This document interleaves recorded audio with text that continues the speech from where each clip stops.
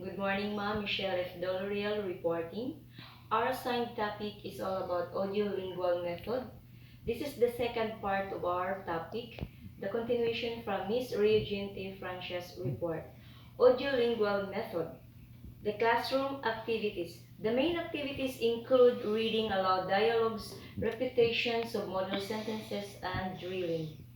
Case structures from the dialogue serves as the basis for pattern drills of different kinds. Lesson in the classroom focus on the correct imitation of the teacher by the students. Not only are the students expected to produce the correct output, but attention is also paid to correct pronunciation. All the correct grammar is expected in usage. No explicit grammatical instruction is given. It is taught inductively. We have here the advantages. Furthermore, the target language is the only language to be used in the classroom. The advantages, first, is it aims at developing listening and speaking skills, which is a step away from grammar translation method. Two, the use of visual aids has proven its effectiveness in vocabulary teaching. If we have advantages, we have also disadvantages. One is the method is based on false assumptions about language. Two, the study of language doesn't amount to the studying the parole, the observable data. Mastering language relies on acquiring the rules of underlying language performance. That is, the linguistic, sociolinguistic, and discourse competencies. We have here the typical features of an audio-lingual method lesson. One is target language or some mother tongue, teacher-centered, mechanical habit formation activities with little opportunity for mistakes. Next is immediate reinforcement of correct responses. The other one is the presentation of new structural patterns and vocabulary through oral repetition and memorization of scripted dialogues. Next is the oral pattern drills of case structures from the dialogues. Next is the inductive learning of grammar rules based on dialogues.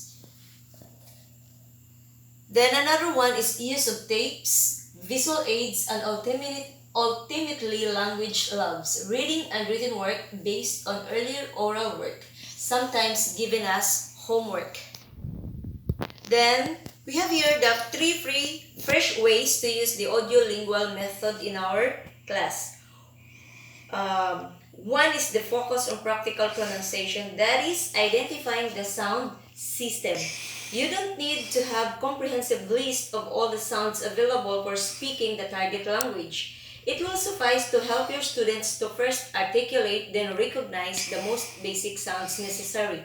We have to avoid using complex graphic representation of the sounds. We don't have to ask our students to memorize the IPA, for example. Instead, take advantage of readily recognized symbols that students use in their native language. Voiced and unvoiced PH sounds in English are articulated in the same way as the Z sound in the European Spanish.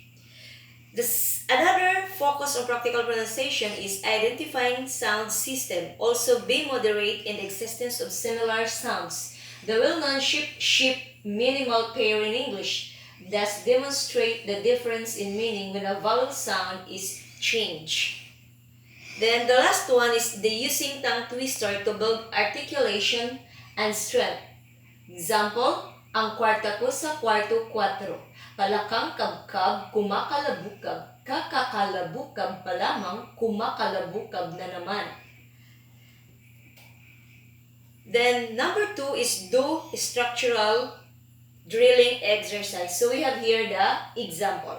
Then the last one, the other one, structural drilling exercises also, it is the transformation practice involves slightly more complex substitution in which the change of one word requires modification in other words. That is, subject-verb agreement may need to be reflected. So we have here the examples. Then the last one or the third one is by the use of dialogue practice. The natural next step in the construction of language from sound through sentence is dialogue, the exchange of information between two or more people. Structural linguists found that many conversational exchanges followed basic structures that can be studied and learned. Most modern language texts will include dialogue material and exercises, this often being the principal presentation text in a unit, especially in text aimed at language use rather than language study for examination. So we have here the dialogue practice. So, in the three fresh ways to use the audio-lingual method in our class, we have the practical pronunciation. Next is the structural drilling exercises. Then the last one is by the use of dialogue practice. So that's all, Mom. Thank you.